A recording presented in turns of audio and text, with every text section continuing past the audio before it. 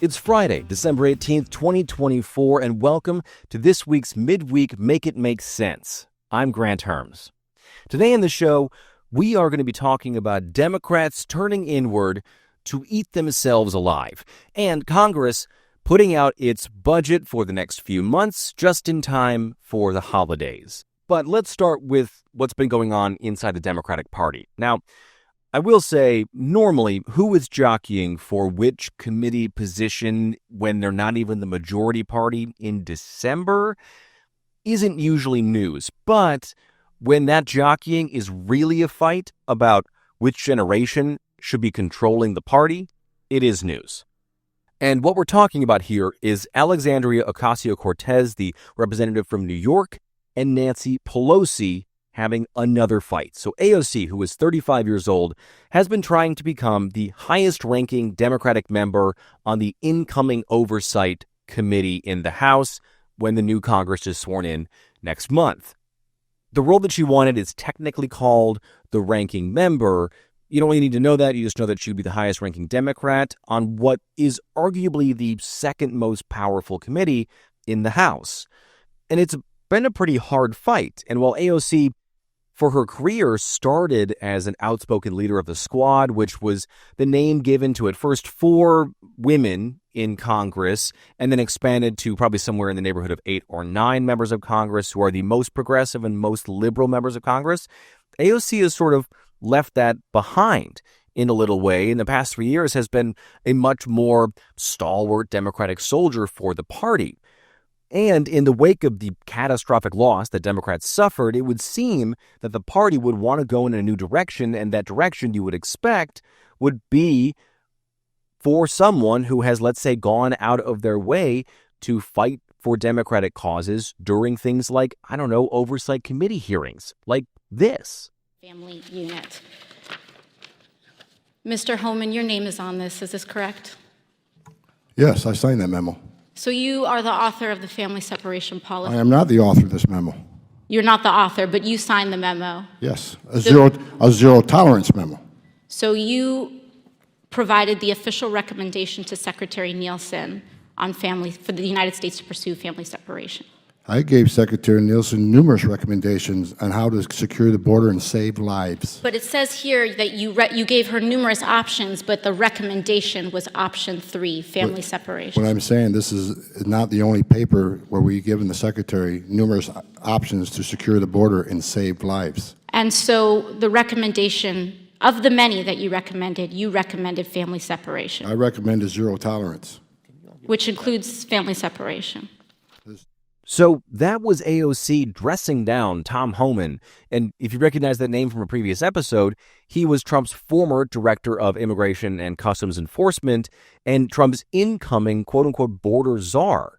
And despite the popularity of exchanges like that have gone viral for not just AOC, but for the Democratic Party, and it's allowed them to make a lot of hay out of those things, and what is, frankly, her ability to push back in a way that engages people, AOC lost her bid to be the ranking member on the Oversight Committee to 74-year-old Jerry Connolly, who, by the way, has just been diagnosed with throat cancer, and he was backed by none other than Nancy Pelosi.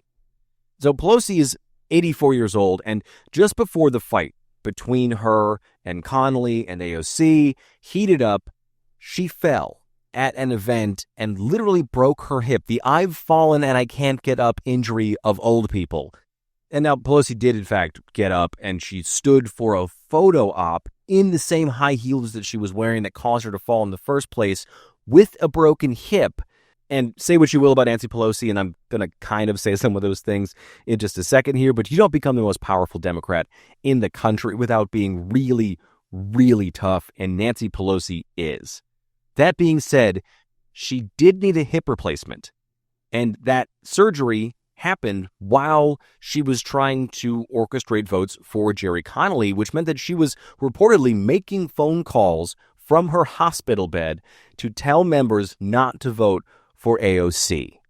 And in the end, Pelosi was successful. Here's AOC reacting to the news that she had lost. The caucus and the party made its decision. They made it their choice, and I respect the outcome of the results, and we're moving forward.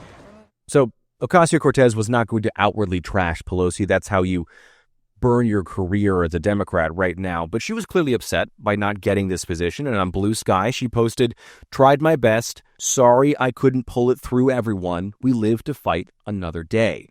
Now, like I said, usually these sort of committee fights don't really get a ton of attention. And, well, I'm not going to say that they don't matter, because these positions do matter. They're just really inside baseball. But this fight is different because it shows just how divided the Democratic Party is about where they're going to go after this election and which side is winning. And this fight that I'm talking about is the younger generation and what I and a lot of people who watch politics call the gerontocracy of Congress, which really just means that it's people over 70 years old, so septuagenarians, who are still running specifically the Democratic Party, although we'll talk about the Republicans here in just a second, and refusing to see that their ideas, at least for the last 30 years, is how they got to where they are, where the country got to where it is, and where the party is where it is right now, and refusing to step aside to the younger generation. Democrats suffer from that way more than Republicans do. And that sort of stepping aside is exactly what younger members of Congress and of the party have been asking to happen, including people like Connecticut Senator Chris Murphy, who, by the way, just turned 50 years old, but still represents this younger part of the party, which should tell you exactly just how old people are in Congress right now. But just 3 days after the election, Murphy posted a long series of posts on X, formerly Twitter, and this is a long thread, so I'm going to give you just snippets of this. But he said, at least in part, "It's time to rebuild the left. We refuse to pick big fights. We cannot be afraid of big fights, especially with economic elites who have profited off neoliberalism, and the left has never grappled with 50 years of neoliberalism." So what he's talking about there isn't just a struggle for the Democrats, like I've been saying, after this election, though he is saying that too. What he's talking about is this generational divide. And neoliberalism, for those of you who don't know, is the fancy political science term for what we consider how Democratic politics and the party has operated and how they've aligned themselves for the past probably half century. And Murphy and others like him are calling for a changing of the guard. And I think that is going to be, at least internally, the biggest thing for the Democratic Party and what they're going to have to grapple with heading into 2025, outside of any sort of real postmortem from the election from the party, which we haven't seen yet. And given this fight between Nancy Pelosi and AOC, and Pelosi clearly showing that the older generation in Congress still has the power and they're willing to use it, we might not get a postmortem for Democrats, at least one that a lot of people aren't going to find satisfying. And before we move on here, I also want to say that it's not lost on me that Donald Trump is the oldest person to have ever been elected to the presidency. Up until last month, Mitch McConnell, who was 82 years old, would have been the majority leader in the Senate, and he was the leader of Republicans in the Senate until last month. And the oldest person to ever hold federal office in any capacity, as far as I could find, is Senator from Iowa, Chuck Grassley, who is 91 years old. So it's not to say the Republicans don't have this sort of generational divide. They are just better at handling it, and they also won, and so they don't have to struggle with the same things that Democrats are right now. But let's leave that there for now and talk about the other big news from this week. So remember back in September when the government was about to run out of money, which would have happened just before the election, which would have caused all sorts of problems. And then Donald Trump said we should let the government shut down if the Republicans didn't get Democrats to agree to a voting bill that wouldn't have really helped anything at all, would have caused likely more problems. And then they did come to an agreement, but it didn't include funding for FEMA, even though we were looking at least one hurricane recovery problem and a coming second hurricane. And in the end, they just decided to kick the can down the road till about Christmas time. Well, we were at Christmas time, we're down the road, and they had to kick the can again, which is exactly what they want to do. So, yesterday, House Speaker Mike Johnson announced that they had reached a tentative deal with Democrats in the Senate to fund the government until March. That would mean that things would stay more or less exactly the same as they are right now until Republicans have full control of the government again, and then they would have to presumably have another kind of budget fight. Now, this happening isn't abnormal. For years, Congress has not passed a full, complete budget. They do these things called continuing resolutions, which just, like I said, kick the can down the road. Everything gets funded at the same levels, even though things are getting more expensive and agencies say they need more funding and are often begging for more funding. It's also not uncommon to want to at least keep things somewhat normal for the incoming government, whether that's an incoming presidential administration or the new Congress, or in this case, it is both that are going to be total changes and full party control for the Republicans. Now, this new budget does include some other things that they didn't have last time around. That includes more than $100 billion for disaster aid and relief funding, although it is a full $14 billion short of what the Biden administration found FEMA would need to likely recover from this past hurricane season. It also allows for about $10 billion to go to American farmers who have been struggling with low market sale prices for their goods, even though we have been seeing higher prices in grocery stores.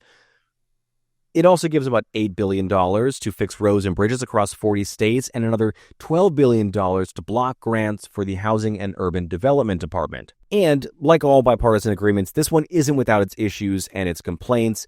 The Biden administration, most importantly, had warned that doing exactly what Congress did this time around, which was not coming up with a real budget, would mean hiring freezes at a lot of government agencies, including things like the FAA, the IRS, the Social Security Administration, and the VA. And while that could cause problems in these agencies and likely will, it's also likely being seen as a feature of this bill to the incoming Trump administration, not a problem, because Elon Musk, Trump's pseudo-firing officer-in-chief, or whatever you want to call him, has said that he wants to do away with a lot of federal employees, sometimes talking about axing whole departments and restaffing them or just not staffing them at all, and also wants to cut $2 trillion from the federal budget, which is frankly impossible. Even if you fired every government official, you still wouldn't get to that number and would have to raid Social Security and Medicare to do it. But that is for a different episode. So the question is, what happens next? Well, there had to be votes in both the House and the Senate, and some House Republicans have already said that they're unhappy with some parts of the deal, and in the past, and the not-so-distant past, they've not been shy about pushing back and causing problems, grinding things to a halt. Now, will they do that just days before the holidays with one of the smallest majorities in history? Maybe. Democrats in the Senate, on the other hand, which are still in control for another month over there, so their votes matter there. They don't really matter in the House. They've signaled that they'll go along with this bill. Now, right now, Speaker Johnson hasn't said whether he's going to stick to the normal 72-hour reading period for bills like this, which would bring the vote on this bill to Friday afternoon if he did allow members to take the full 3 days, which is just hours before the government would shut down. He could try to get his members to vote on this bill before they, or more accurately, their staff, hasn't fully read every single one of these more than 1,000 pages of this bill. And in the past, members on both sides of the aisle have really raised hell about not being able to get into the nitty-gritty of what is a massive funding package. So we'll see what Johnson does when ultimately he probably just wants to get this thing done, kick the can down the road again, get through the holidays and through the inauguration and the swearings in of the new Congress and take a fresh start in January. But he can't do that because the shutdown deadline is Friday at midnight. Okay, that is it for this midweek episode. Please rate and review the show in whatever podcast app you're listening to this on. Like and subscribe and hit the bell for notifications on YouTube so you don't miss out on any new videos. Also subscribe and sign up for the Make It Make Sense Substack. I've got bonus content up there and I'll have a lot more coming in the new year, but a lot more of that will be behind the paywall. It's just $5 a month. So sign up now so you don't miss out on anything else coming up in 2025. And as always, continue to share the show on social media. It's MIMS News Pod. That's MIMS News Pod. All one word on every platform. I am at Grant Herms on Twitter or X or whatever, and on Bluesky now. And I am at Grant Herms TV on everything else. Thank you so much for listening today. I'm Grant Herms, and I'll talk to you tomorrow.